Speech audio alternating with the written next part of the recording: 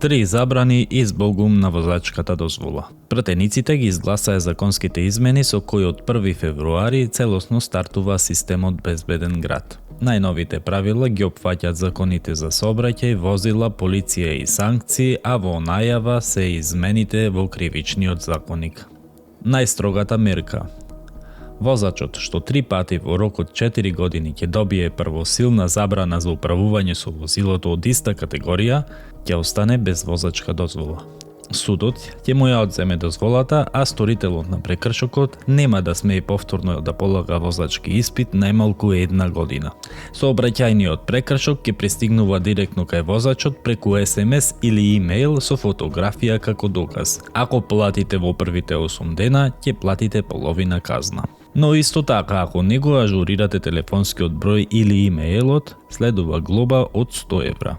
Се воведува и толеранција при мерење брзина, забрана за возење под дејство на алкохол и други и се уредуваат нови зони со смирен сообраќај, зона 30 и зона училиште. За тешки сообраќајни кривични дела судот ќе може да му го одземе и возилото, а предвидени се и затворски казни. Во повеќето европски држави ваквите казни постојат, но таму законот се спроведува без исклучоци, без селективна правда и без телефонски повици.